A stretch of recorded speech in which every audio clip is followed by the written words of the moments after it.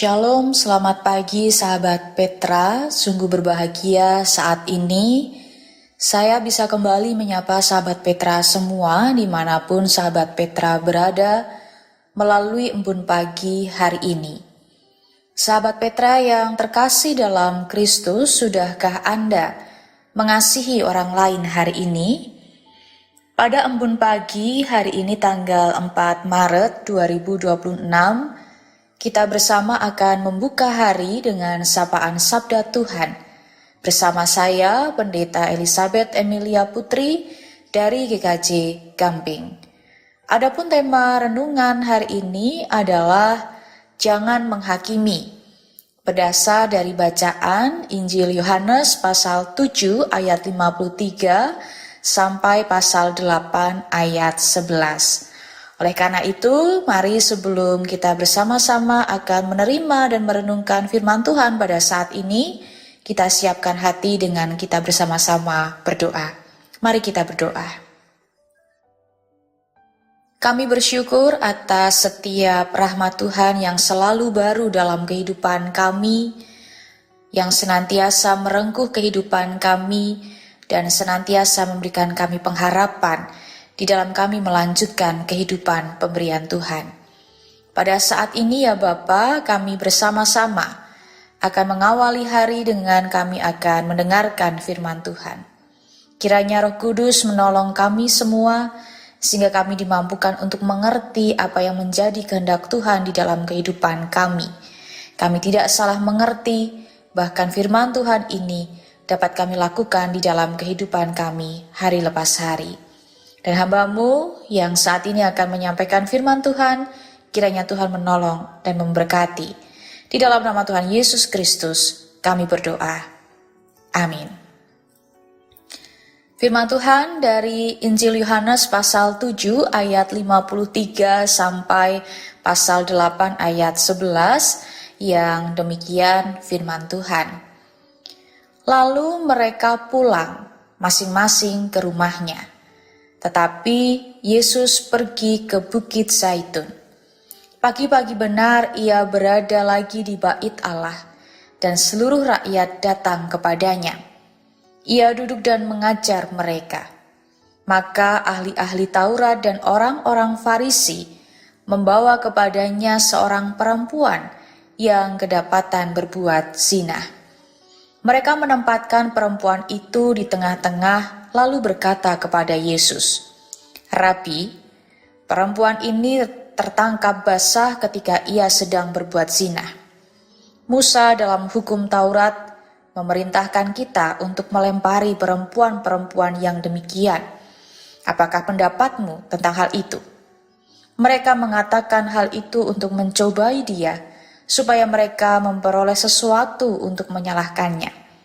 Tetapi Yesus membungkuk lalu menulis dengan jarinya di tanah. Dan ketika mereka terus-menerus bertanya kepadanya, ia pun bangkit berdiri lalu berkata kepada mereka, "Barang siapa di antara kamu tidak berdosa, hendaklah ia yang pertama melemparkan batu kepada perempuan itu."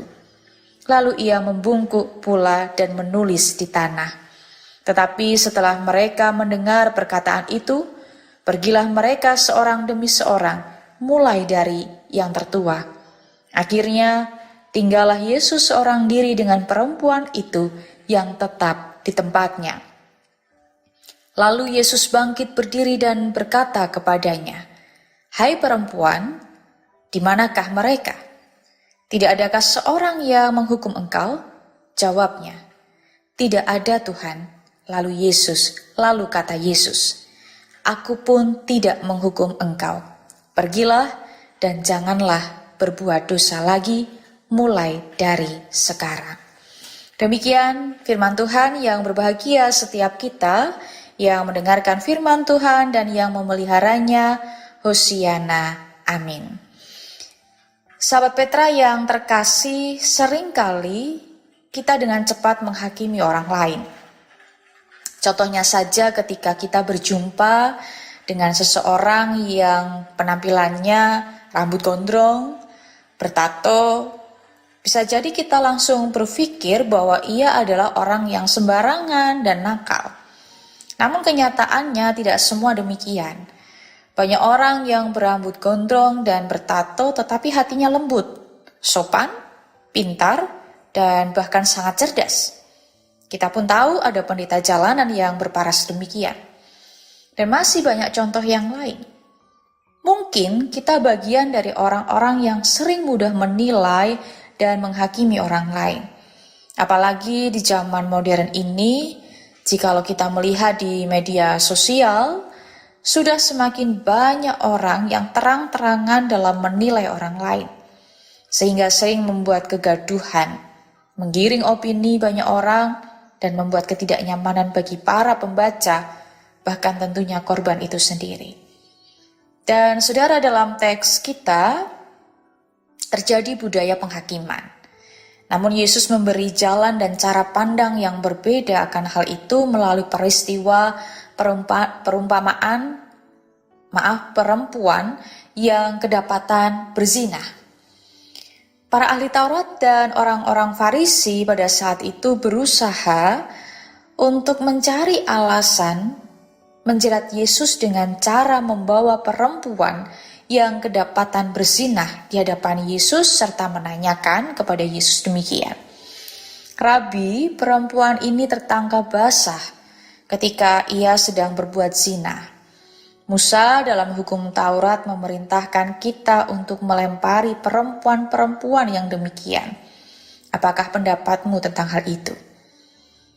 Namun ada yang menarik saudara melalui respon Yesus, melalui pertanyaan dari para ahli Taurat dan orang-orang Farisi tersebut.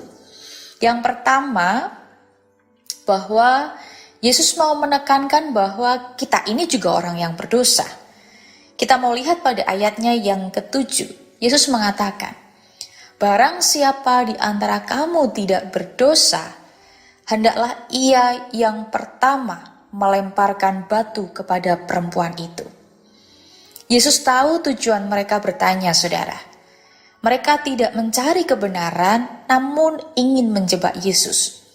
Dan jawaban Yesus menyatakan bahwa ia tidak meniadakan hukum Taurat, tetapi menuntut integritas moral para ahli Taurat dan orang Farisi. Memang dalam hukum Yahudi, saksi pertama harus melempar batu pertama. Dan Yesus mengarahkan hukum kembali kepada hati nurani. Dan akhirnya setelah Yesus mengatakan hal demikian, tadi pada ayatnya yang ke-7, barang siapa di antara kamu tidak berdosa, hendaklah ia yang pertama melemparkan batu kepada perempuan itu. Lalu satu persatu mereka pergi. Dan ditulis mulai dari yang tertua. Artinya terang kebenaran menyinari hati mereka, sehingga mereka sadar bahwa mereka pun juga berdosa. Saudara yang terkasih, hal ini juga sering kita lakukan. Kita seringkali mudah melihat dosa orang lain, namun sulit melihat kesalahan diri kita sendiri, sehingga jatuhlah pada sikap menghakimi orang lain. Kita sering bersuara keras ketika orang lain melakukan kesalahan, namun lupa melihat diri sejauh mana kita melakukan kesalahan. Dan inilah kesombongan rohani. Parahnya, kita menganggap diri kita lebih suci daripada orang lain. Oleh karena itu, bertobatlah. Ingat selalu bahwa kita semua ini juga manusia berdosa. Tidak ada yang tidak berdosa. Sebelum menunjuk dosa dan kesalahan orang lain, lihatlah terlebih dahulu dosa dan kesalahan kita.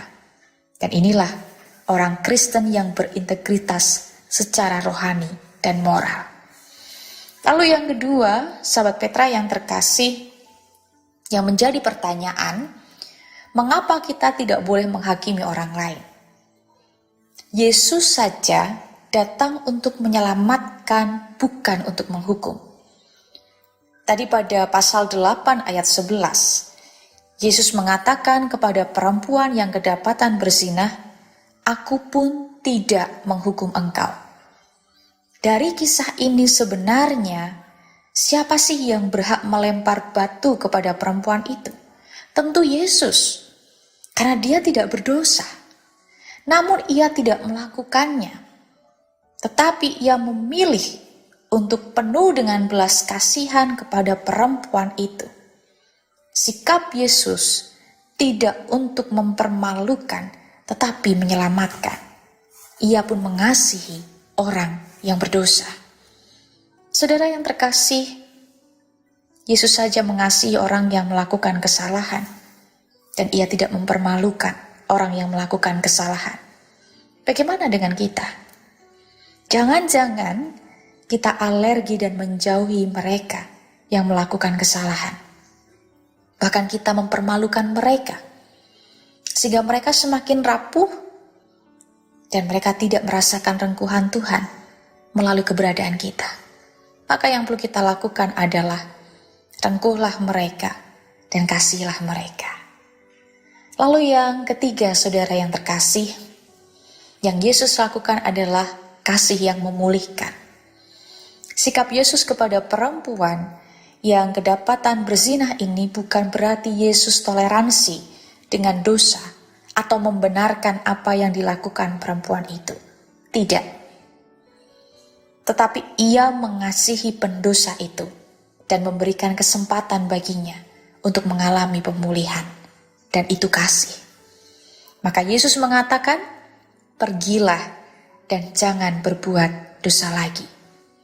Yesus mengingatkan dengan penuh kasih kepada perempuan itu supaya ia tidak berbuat dosa lagi. Yesus tidak menghakimi, namun ia tetap melakukan misinya supaya perempuan ini hidup di dalam kebenaran. Sahabat Petra yang terkasih, inilah yang seharusnya dilakukan oleh kita semua sebagai gereja. Gereja seharusnya menjadi tempat bagi orang berdosa menemukan pengampunan. Gereja seharusnya menjadi tempat bagi orang yang jatuh mendapatkan kesempatan untuk bangkit. Dan gereja seharusnya menjadi tempat bagi orang yang malu mengalami pemulihan. Pertanyaannya, sudahkah kita menjadi gereja yang demikian? Maka saat ini, lepaskan batu itu dari tangan kita. Mari kita lihat hati dan hidup kita masing-masing. Jangan mudah menuduh dan menghakimi orang lain, karena kita ini juga manusia berdosa. Rengkuhlah dan kasihanilah mereka yang melakukan dosa kesalahan, sehingga sikap dan kehadiran kita mampu memulihkan dan membawa terang kasih Tuhan. Tuhan Yesus memberkati. Amin. Mari kita berdoa. Bapa Surgawi, melalui firman ini kami tersadar bahwa kami pun manusia berdosa, tetapi kami sering menghakimi kesalahan orang lain. Kami sering lebih melihat kesalahan orang lain daripada kesalahan diri kami sendiri. Bahkan kami sering menghakimi mereka, menolak keberadaan mereka, dan ingin mempermalukan mereka. Oleh karena itu ya Bapa, pada saat ini ajarkanlah kami untuk menyadari kesalahan kami masing-masing dan hadir bagi mereka yang rapuh akan kesalahan mereka, menerima mereka, dan mampu menjadi sarana untuk memulihkan kehidupan mereka, menyatakan kasih Tuhan melalui sikap cara hidup kami.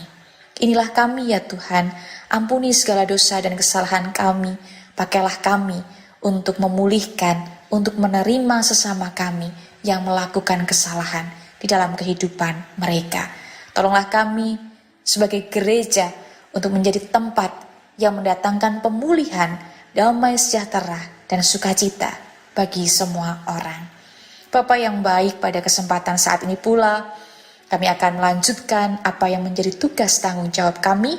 Kami memohon Tuhan senantiasa hadir, memberkati, menerangi kami, memberikan kami kekuatan, kesehatan, kemampuan, bahkan hikmat kebijaksanaan ketika kami nanti akan diperhadapkan dengan berbagai macam pilihan dan tugas tanggung jawab kami, bahkan keputusan-keputusan yang harus kami ambil di hari ini. Kami menyerahkan seluruh kehidupan kami ya Bapa, hanya di dalam kasih kuasa Tuhan. Demi Kristus kami berdoa. Amin. Demikian sahabat Petra yang terkasih dalam Kristus, embun pagi hari ini tanggal 4 Maret 2026. Kiranya sabda Tuhan memberikan hikmat, kekuatan dan penghiburan bagi kita untuk melewati sepanjang hari ini. Saya Pendeta Elizabeth Emilia Putri dari GKJ Gamping, mohon undur diri dan mohon maaf bila ada kata yang kurang berkenan. Sahabat Petra, selamat mengasihi orang lain hari ini. Tuhan Yesus memberkati.